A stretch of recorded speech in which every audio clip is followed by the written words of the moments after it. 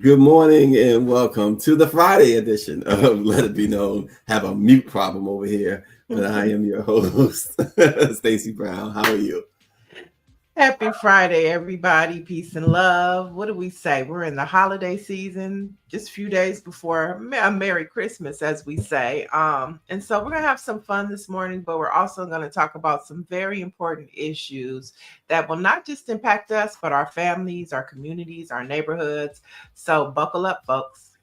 Yeah, and it is Happy Friday, Orange G, but he doesn't say what he's wearing today, what he's rocking today. So we're gonna have to. He those two black male football coaches. But anyway, let's see what our producer has for us this morning.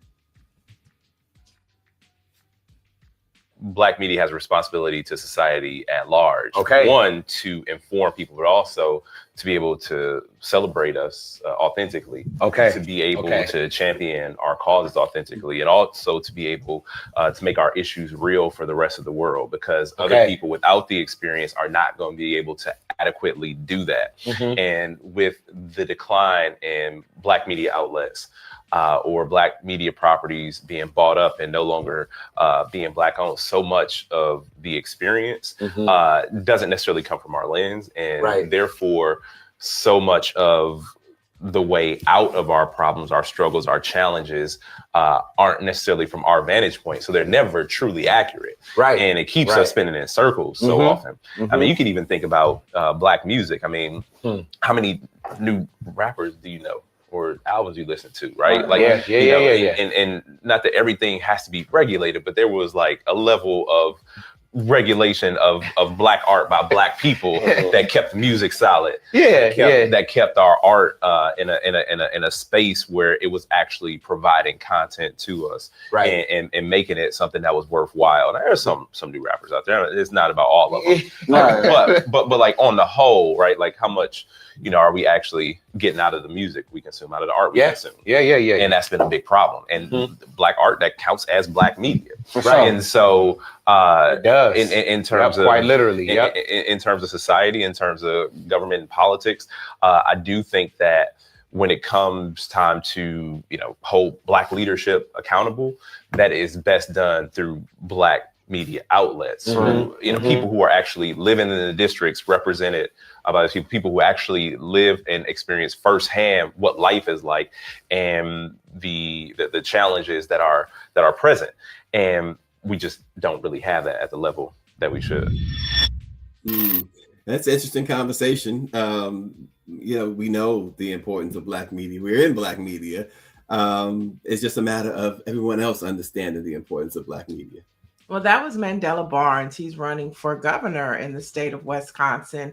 And so it's good to hear him talk about, government, Black media, and the importance of it, but also it being up to us to hold our elected officials, when we look at Black people, accountable, which we do hear a lot on Let It Be Known. Just because, what they say, all kinfolk. Our skin folk. All skin folk ain't kinfolk. And so it's better for us to call them out and let our people know, because we are the most trusted source. Yeah, have been forever. We haven't had a trusted source other than us. If you think about it, I mean, have you ever really trusted mainstream media? I think that there's some voices that, there was a time where you trusted mainstream media. You believed the Walter Cronkites, you believed the Barbara Walters. So yeah, there was a time. Today, in today's time, no. Yeah, but even then, right? Yeah. So you're right. Cronkite, folks like that, you did believe, but as a whole, Dan Rather, right? He's still telling truth right now, and it's now good to see him on big time. Oh, right. He don't hold back now. But I'm thinking, and I don't know this. I'm just saying this. I'm thinking as a whole. Do you think that that there was overall as a whole the Black community trusted media at some point? Who'd you say, Black men? The Black community overall. Do you think that at some point, that there was a point in time, I should say, years ago, decades ago, whenever, that overall we trusted mainstream media. Most definitely. Okay. I mean, when you think about certain things that happen, certain pivotal moments, like when unfortunately Dr. King was assassinated, the black folks ran around the TV to get the facts. You know what I'm saying? So you think about pivotal when you think about the civil rights movement, how it was covered, but then also the Black community also trusted their Black newspaper to give them the details that mainstream media didn't. But there was a value and trust in news. Even going back to before television when it was just the radio. You know what I'm saying? Certain pivotal moments you would crowd around, you've seen it. And people would listen to get the details. But once again, you would always go to your Black local newspaper to get the devil in the details. Yeah, I remember as a kid growing up, if it was in the newspaper, then most certainly it was true. If it was in Ebony magazine, it was definitely true.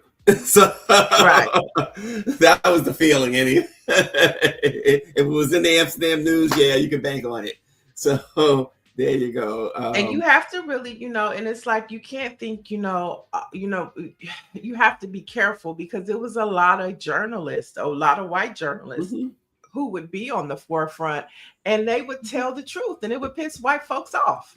You know what I'm saying? And sometimes they get water hosed along with the Black folks because they felt a need to tell the truth. So there were some, important pivotal white journalists that you have to give credit to that helped tell the story to help, desegregate this country. And that shouldn't go unnoticed. Oh no, I threw that question out there because that was my field. That's how I grew up too. That if I saw it in the New York Daily News or the New York Times or the Amsterdam News or whatever, it was definitely the case. It was no doubt. I never thought twice about it.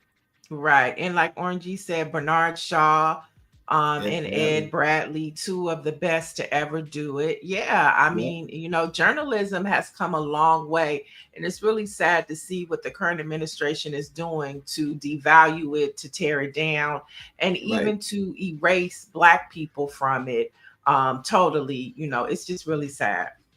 It is sad. And folks, also in the news this morning, a federal judge ruled the Trump administration lacks legal authority to continue holding Kilmar Garcia in an immigration detention. He is fighting new deportation efforts following his wrongful removal to El Salvador in March and subsequent return to the U.S. over the summer. In her ruling, Judge Paula Zenas of the U.S. Circuit Court the U.S. District Court in Maryland ordered him to be released from the processing center in Pennsylvania. She cited a lack of a final order of removal for him. They have been attacking this man. They have alleged that he is a gang member. There has been absolutely no evidence that he has ties to any gang, and his record says he's never been convicted of any crimes. They've singled him out.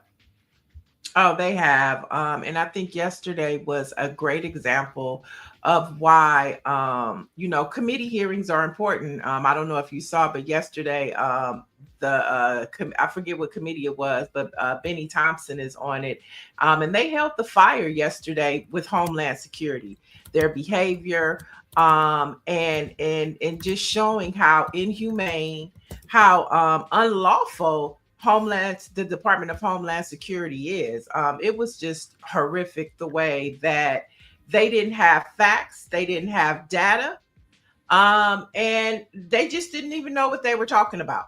It is scary to think about the FBI, Homeland Security, who's in charge, who are in these spaces, who are making these calls for situations like this to happen. It's a tragedy what's happening in our departments, in our country.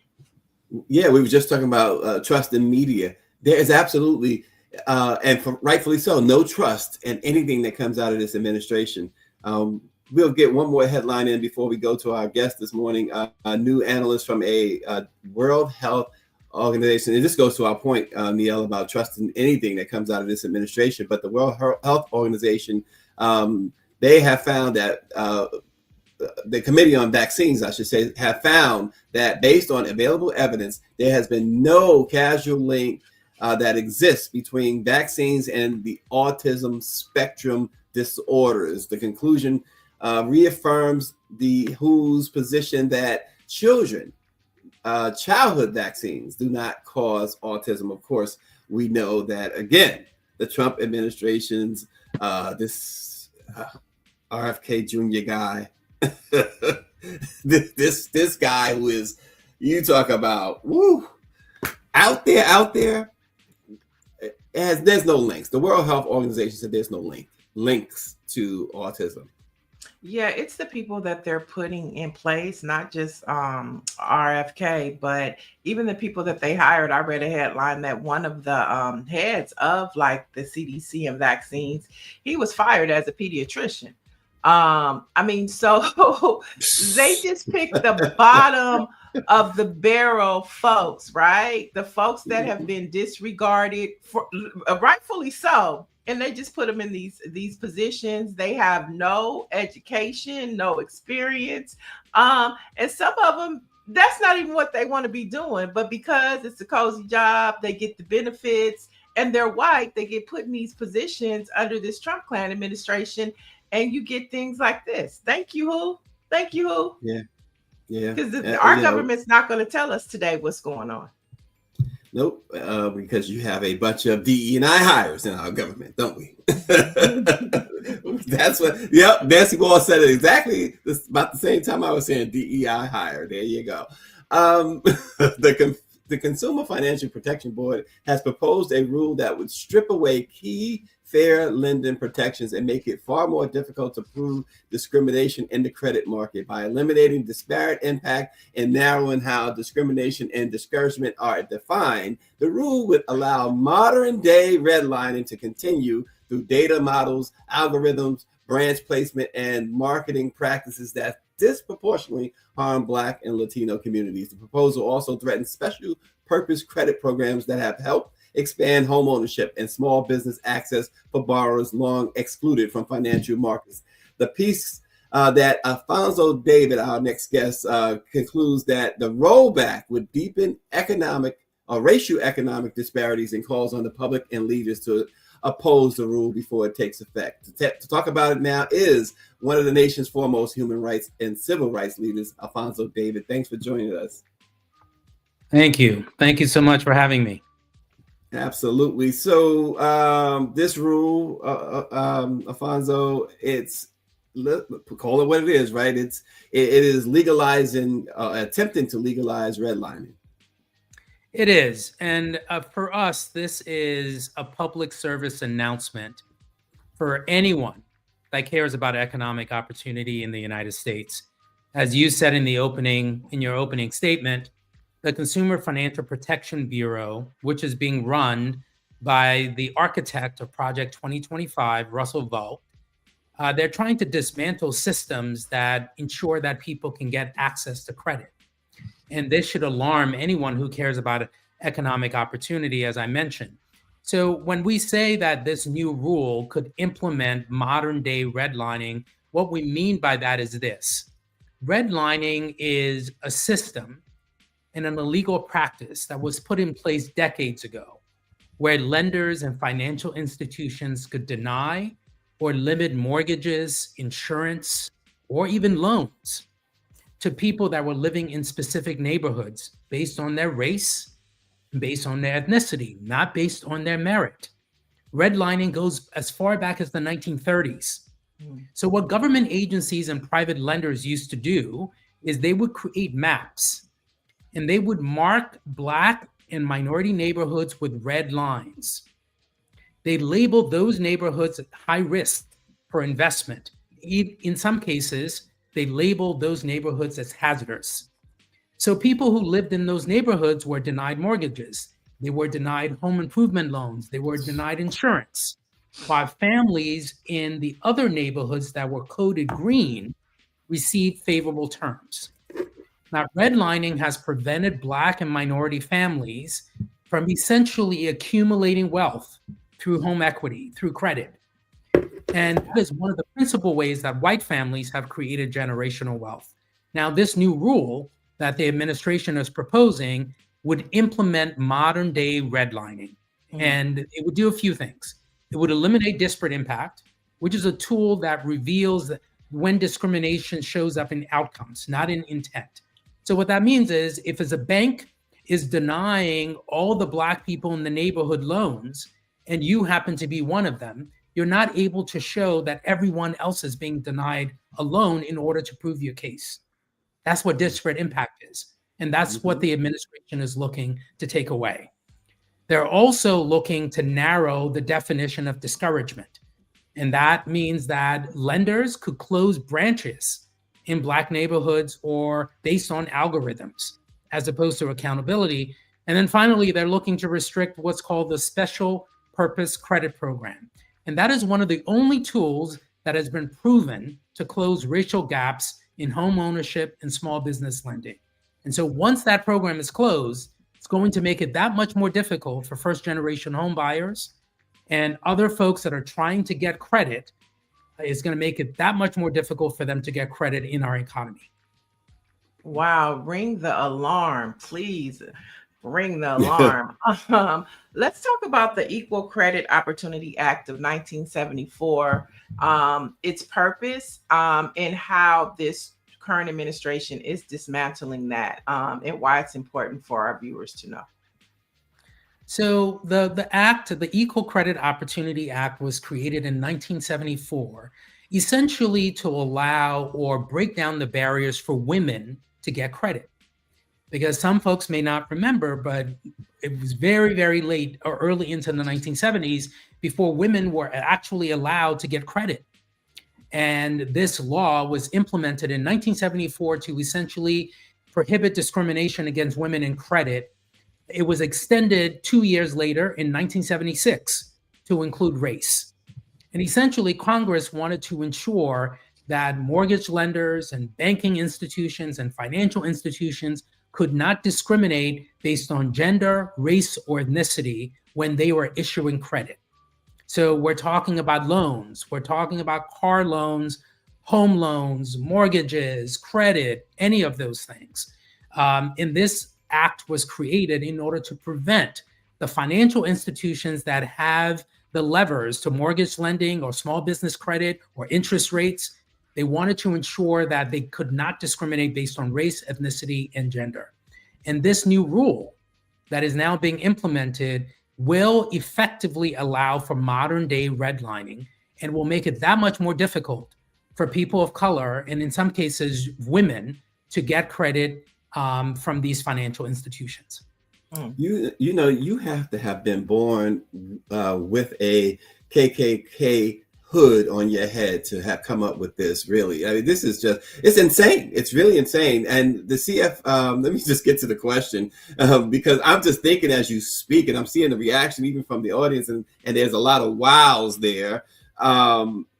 But I mean, we know the history of some of these folks from the Heritage Foundation and this administration. So wow is right. But the Consumer Financial Protection Bureau admits that it lacks data to measure the costs or benefits of this rule. How unusual, Alphonso, is it for an agency to push a change this sweeping without evidence?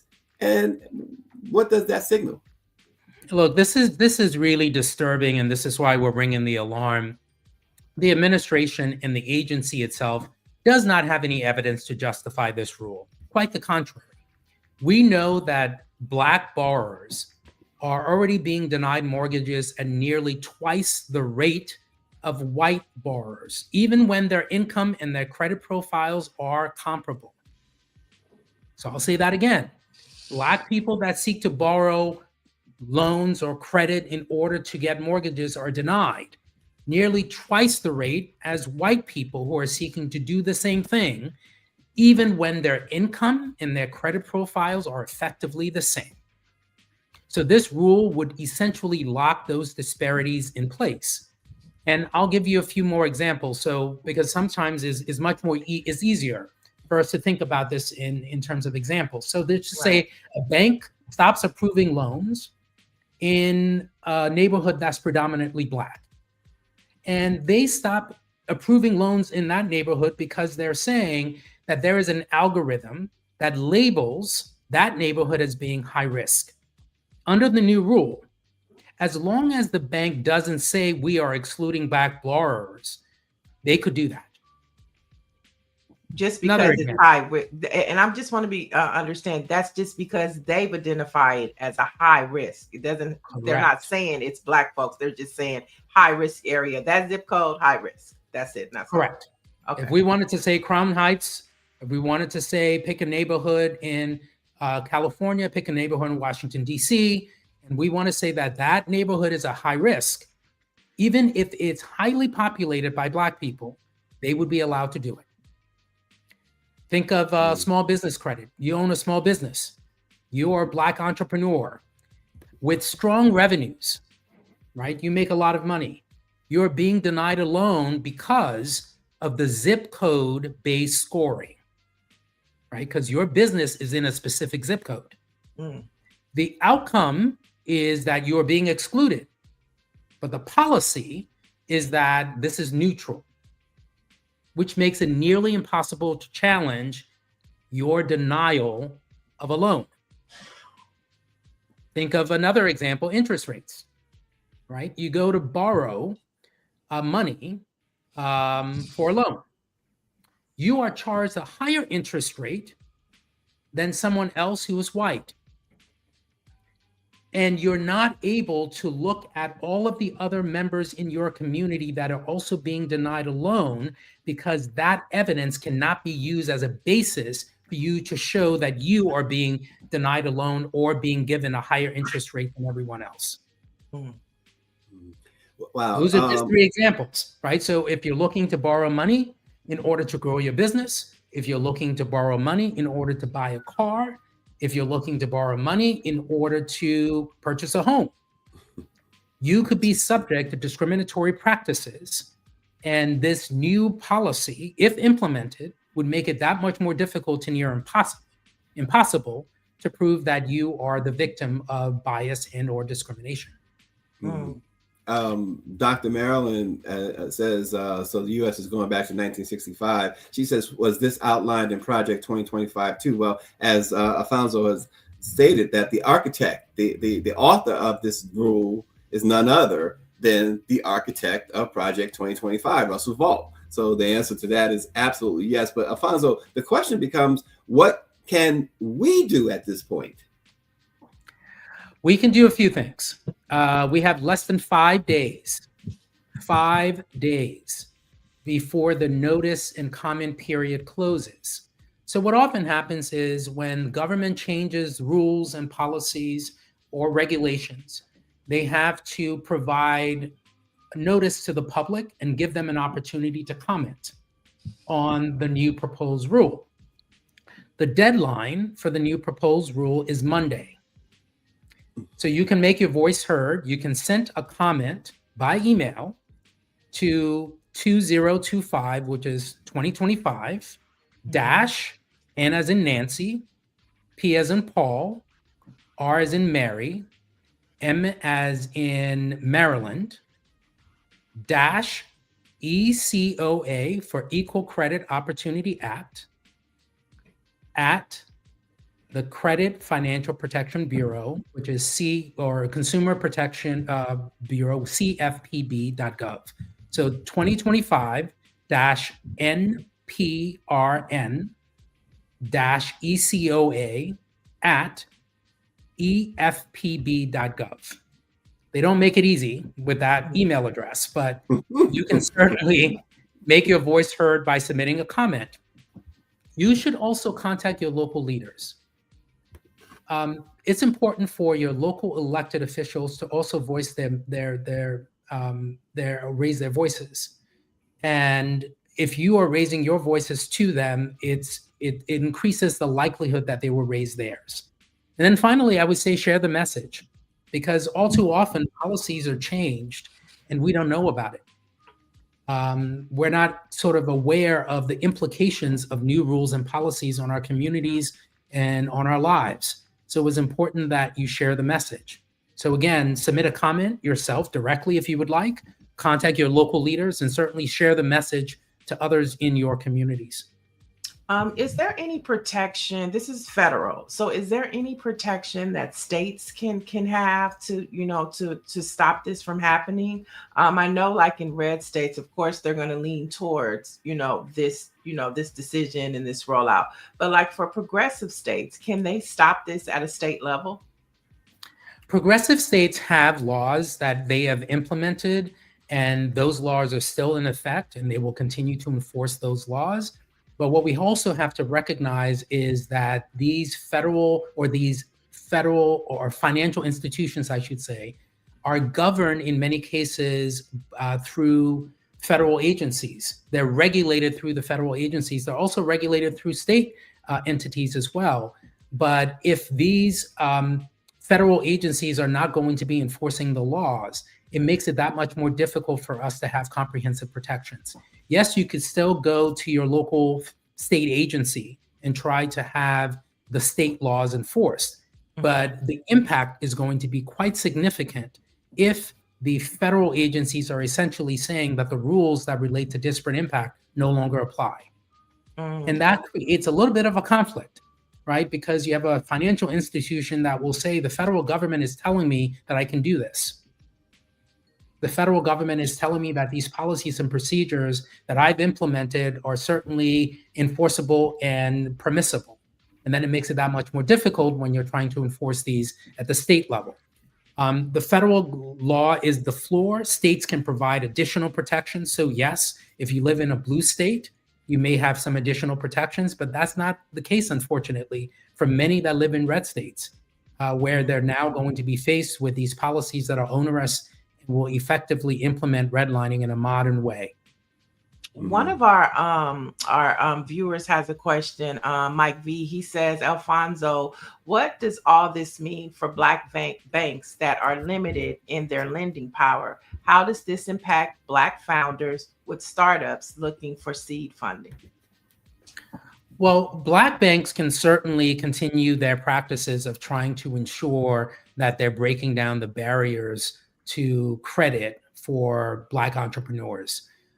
This should not prohibit them from doing so, but what will effectively happen is if you're being denied those opportunities, and I mentioned before, if you're Black and you're seeking a mortgage, you're being denied nearly twice the rate as a white person seeking the same thing. Just imagine if the major institutions are allowed to continue doing that. That means that the burden on the Black banks will increase. That means that those Black banks will be looked at more so by our communities to try to fill the gap. And maybe they'll have the resources, maybe they won't. Maybe they'll have the support, maybe they won't. So it will certainly increase the pressure on Black financial institutions that are looking to close the gap if most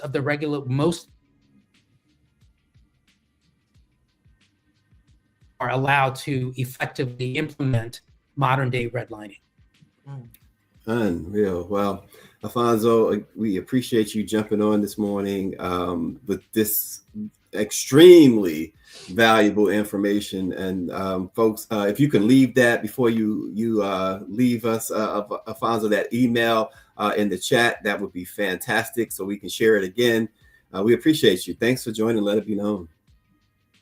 Thank you. I will certainly do that. I will put if I can do that now, I will put it in the chat so you can have that. Yeah, and we can share it again. Please certainly share it. I just put it in the chat, I believe. Let me just make sure. Yes, and please keep us updated with, the updated information that we need to let people know, because the scariest thing about all this is that this Trump administration is doing all of this with no data. We were just looking at hearings yesterday with the FBI and Homeland Security, no data for none of the things that they are implementing and doing. And then here we have this conversation about CFPB. There's no data. They're just doing all these things arbitrarily that's only impacting predominantly Black and brown communities and white rural communities. And it's like we feel like there's no defense. Like, how do we stop this? We have to remember that we have individual and collective power. and we have to use our voices. Yes, I know that in many cases, we are very tired right now. Feels like we're constantly fighting back, and I understand that. But I would encourage all of you that are listening to continue the fight. We have to remember the Fannie Lou Hamers, the Jane Baldwins of the world who fought back in the 30s, the 40s, the 50s, the 60s, into the 70s, and continue to fight back. And it may not be easy right now, but that's what they're counting on. They're counting on us giving up. They're counting on us looking the other way. And once we actually wake up, we'll realize that we've reverted back to the 1950s. So I hope that folks can remember the importance of using our individual and collective voices to push back on onerous discriminatory policies that are now going to be implemented to take us backwards. Well, again, thanks again, Alphonso. Alphonso David, everybody. We will continue to update you guys, and we're sure that Alphonso will update us as well and update everyone, because that's what he does. He's, like I said, one of the foremost advocates out there. So thanks again. Thank you so much, and happy holidays. Wow, it's a lot to swallow on a Friday. I mean, we get a little breakfast, a little Project 2025 with your breakfast. Shucks, man, oh man, I need more than coffee now. I mean, that's important information because as we go, I mean, it is the weekend, but those are facts that we need to know because they are going to impact us in the months ahead, not years, but months and weeks ahead, especially as we look at 2026 and a lot of the things that this administration has done this year, they start to roll out and people are really going to feel them at the top of the year. And so this information is definitely important, and it's up to all of us, everybody in the chat, you know, us as journalists, it's up to all of us to make sure that this information is known. And like he said, we have 5 days, you know, all of us have 5 days to call our elected officials and to do something about this. Use that email too. Yeah. And so, you know, let's all do what we can to just let the government know that we're watching, that we're aware, and we know. Well, also, Niele, like you said, as journalists, notice that this information is not, and it should be headlines everywhere, but it's not. It's not. So Patricia Jackson says, wake up, folks, get this information out. They want us sleep and discouraged. And don't forget scrolling. They want us scrolling. They want us either swiping to the left or the right or scrolling up. Isn't that's swiping? Isn't that like dating stuff? Depends. I mean, no, because you could be looking at Instagram, and if it's a carousel, you're swiping to the left. You know. Oh boy! So let's try and lighten it up just a little bit. I got some heavy stuff, so you can lighten it up, and we're gonna go back. We're gonna go back to the heavy stuff. Oh my gosh, Niele, it's Friday. Okay. Well, have you ever seen a performance so perfect that you just want to tap Hollywood on the shoulder and say, "Don't touch that. Leave it exactly the way it is." Like, for instance, Jamie Foxx as Ray Charles. He didn't just play Ray, he became Ray. And some folks said that they forgot they were even watching an actor. Try remaking that, and you might as well try rewriting Gravity. Or take Heath Ledger's Joker, or Christopher Reeve's Superman, which I still say is the best Superman. You shouldn't even touch it. Some roles are so locked in, so tailor-made that it feels like the universe said, yep, that's the one. Don't even attempt to do it. I saw a great story about this. What do you think? Is there a person out there, is there a role out there that someone nailed so perfectly, Niele, that no one else should ever try it again? Fans say these actors nailed these roles. So, I don't know about, I can't think of one that comes to mind. It probably will once the chat gets going. But there was a this year marks the 30th anniversary of Waiting to Exhale. And somebody made an image of a reimagined cast. And it was like a lot of Black young females. And I was like, absolutely not. I think this goes not just for scenes, but also for movies. You know, like some things you just should never touch. And one of the things that I saw this week was Waiting to Exhale. Don't touch it. I don't want a remake.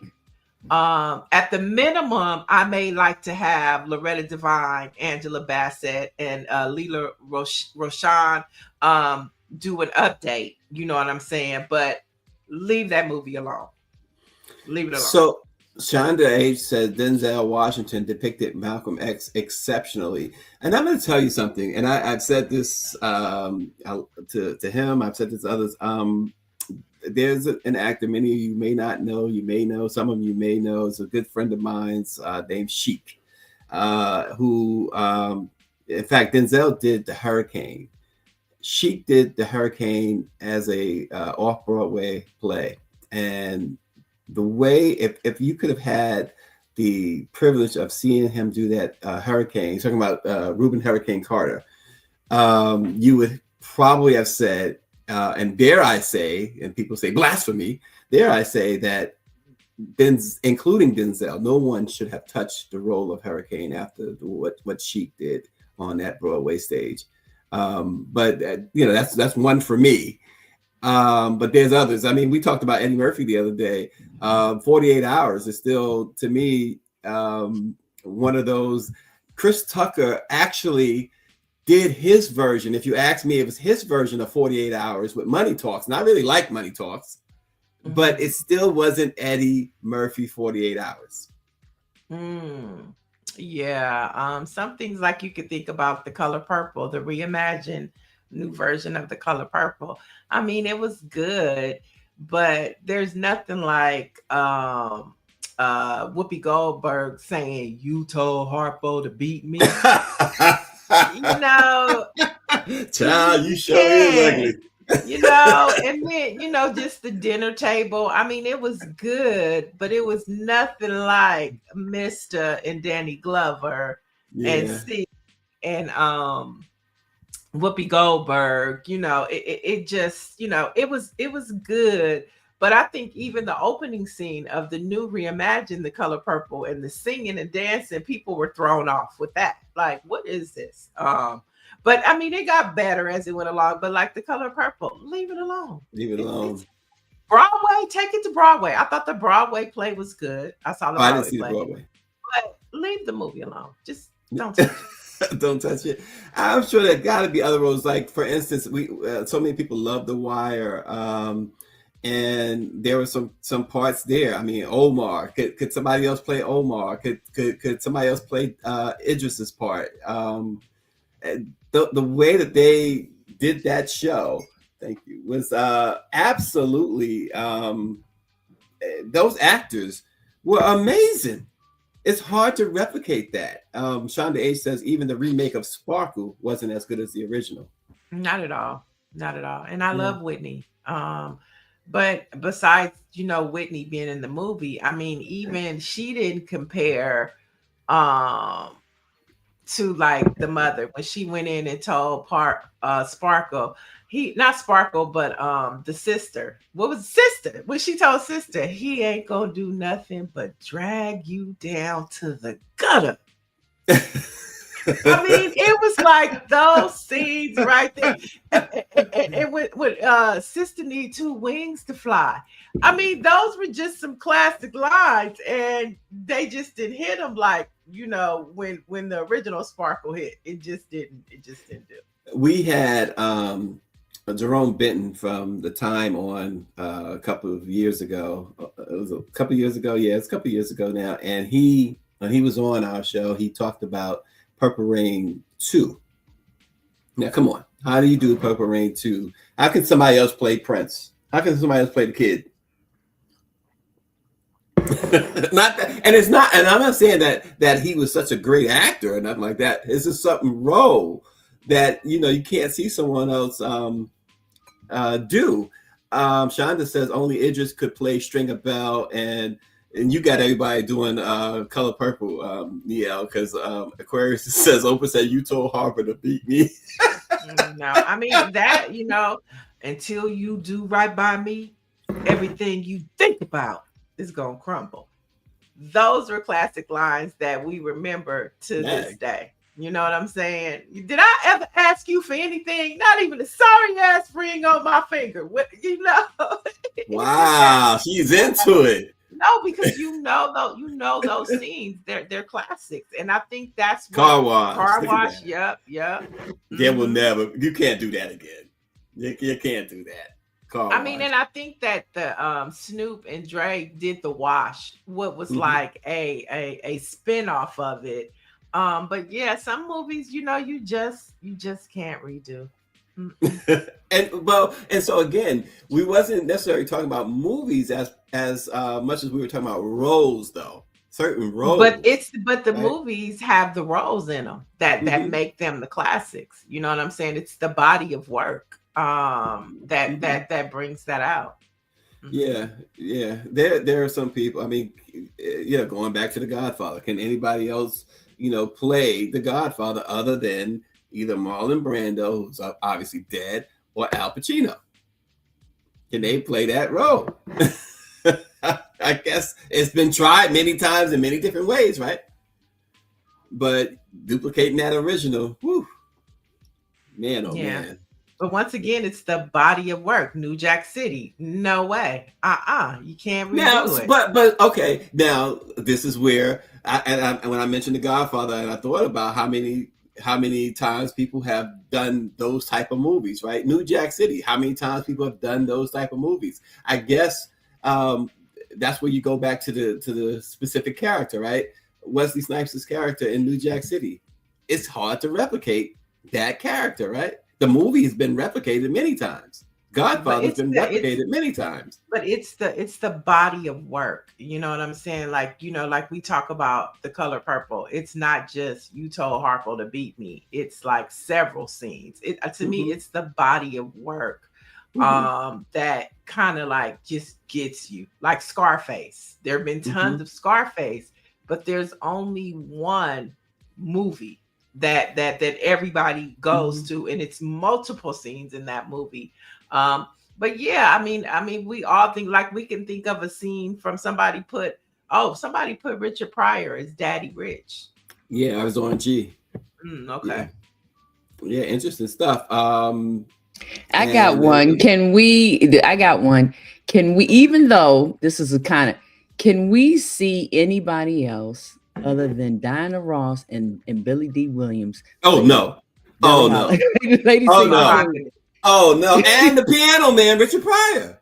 Oh, Lady Sing the Blues. Lady Sings the Blues or Mahogany. Yep. Either one. Can't. Oh, that was a good one. Can't touch it. Can't touch this. That was a good one, because Diana Ross was Billie Holiday in that movie. But see, that was the Lady Sings the Blues. Now, Billie Holiday's movie has been done before by the new actress Andra Day. And so I mean, it was a different aspect of her life. And I love that movie. She did a good job. Yeah, but it was still Lady Sings the Blues. Yeah, it was Diana Ross Diana Ross, I think, if I remember right, she said she idolized Billie Holiday, so I think that kind of helped too. How about Josephine Baker? That story. Who did that? What was her name? Who did the Josephine Baker story? I can't think. Was it Lynn Whitfield? Oh my gosh! All right, we can go on and on, but we got to move on. The Game, Niele claims that he once hung up on Michael Jackson after Michael called him in an attempt to help settle his feud with 50 Cent. He said, that was a weird story that doesn't even sound like it's true, but he said it is true. Michael called me. He was like, I don't understand why you two guys are beefing. He says, I got an idea that how we can fix the beef. And he said, this is how you should fix the beef. Both of you come on my album. And The Game said, that's where Michael lost me. I ended up hanging up on him. What? Why do you hang up on Michael? He trying to help you out. What? You're speechless? No, I mean, I think at that time Michael Jackson wasn't the Michael Jackson of the 80s, and hip hop was, the thing. So I mean, I could believe it. We didn't think that Michael Jackson wore stinky pants, and according to Lionel Richie, he did. So Michael Jackson never ceased to amaze us. You know what I'm Well, saying? you know, Biggie and Run DMC and Heavy D and the Fugees were all on different songs with Michael Jackson. Michael was really into hip hop. Yeah, he liked hip hop. That was when hip hop was in its prime. During that time. Well, I mean, this was it was the late 90s, early 2000s when all this, and then before he died, he was working with Wyclef. So, interesting stuff. But the game said that after he hung up on him, he said, "Man, if he calls me back, I'm definitely taking this call." What you got for us before we get out of here? Of course, he didn't call back. But in some more headlines that are important to our experience, for a second time, this is good news. For a second time, a federal grand jury in Virginia has refused to indict New York Attorney General Letitia James for alleged mortgage fraud. Now, the grand jury rejected the Department of Justice attempt to refile the case after a federal judge dismissed it earlier. And so once again, they tried. And they, and I think that, this is happening a lot, even with your first story. I mean, people are just sick and tired of it. And when we think about, just the lack of the lies, the lies, the lack of data, and them just throwing stuff out there and it being allowed to stick, I think people are getting sick and tired of it. Yeah, and total, this is the third time that they've had to throw out the case against Letitia James. The first time because of the prosecutor, and the last two times because the grand jury refused to indict. Yeah, this is the second time the grand jury failed to indict. Yeah. And then moving on, Rep. Nancy Mace has introduced a bill to rename Black Lives Matter Plaza in Washington, D.C. After Charlie Kirk. And as we know, the House and Senate have already passed resolutions honoring Kirk in September. And, this Charlie Kirk thing won't go away because we saw just this week as well that the governor in Texas, Greg Abbott, he is implementing Turning Point in all schools and all high schools in Texas. I think Ron DeSantis has did it. And it seems like Texas and Florida are walking hand in hand with pushing certain policies, which you can expect other red states down south to pick up. But this Black Lives Matter situation, it just gets worse as the days go by. Let me tell you something. There is 3 hotels on that little strip there. Really nice hotels. One being my favorite, the Hay Adams. If that happens, I will never stay there again. And I'm sure others feel the same way. So that business association, the Motion Picture Alliance is there. Roland Martin is there. That business association there on that strip, if they allow that to happen, if they don't stand in front of that, then they're going to have some problems.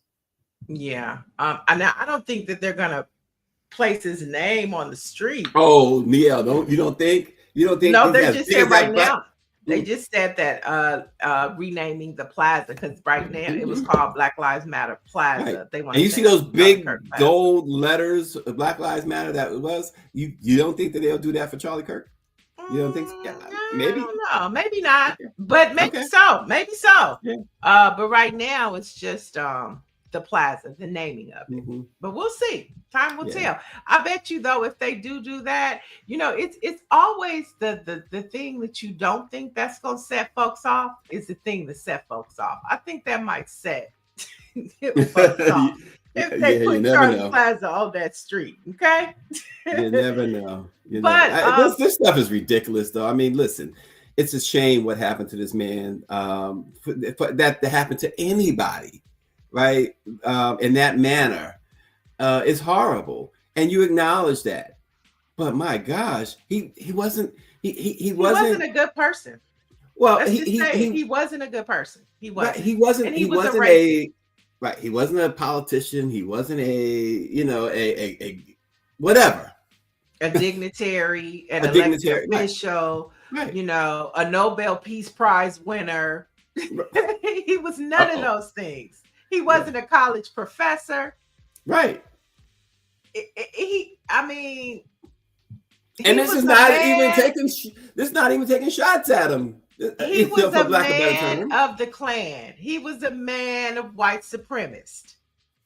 That's where he thrived. That's where he lived.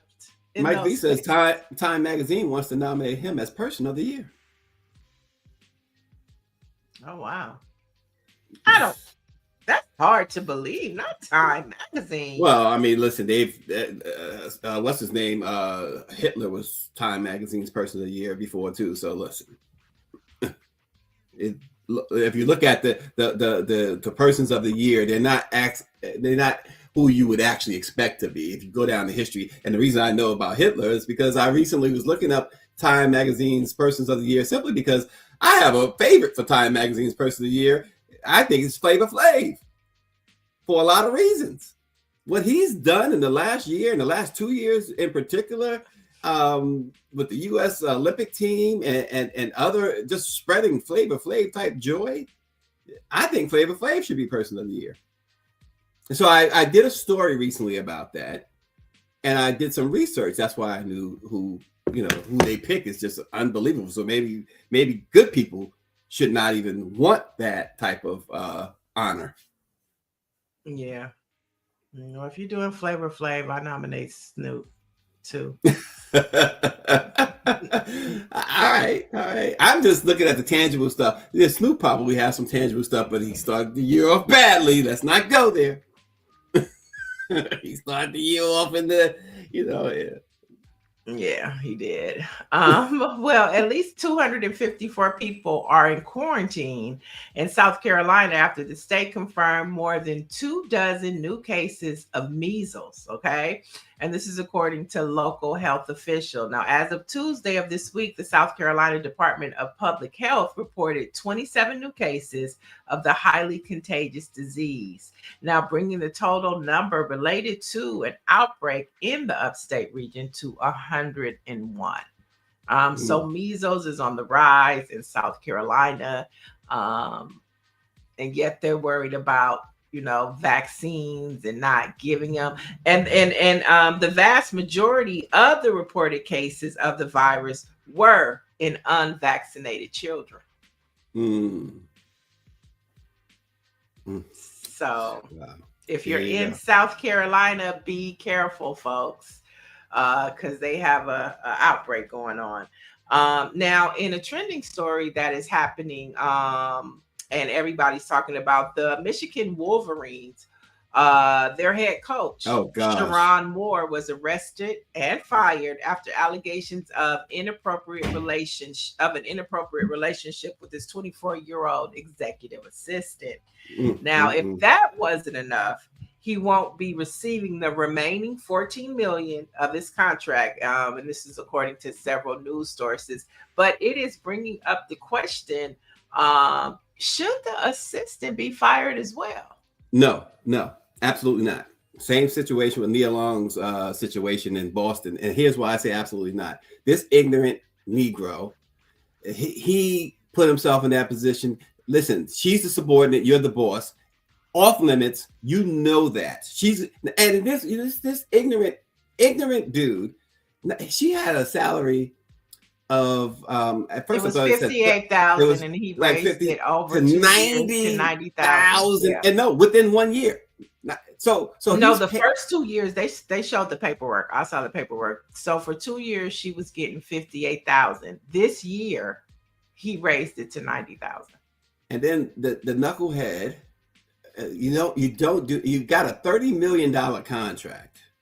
It's just ignorant stuff. She should be fired. She should be fired too. I don't think so. I don't think so. She played him. He got played, and the university knows it. They're in a bad situation.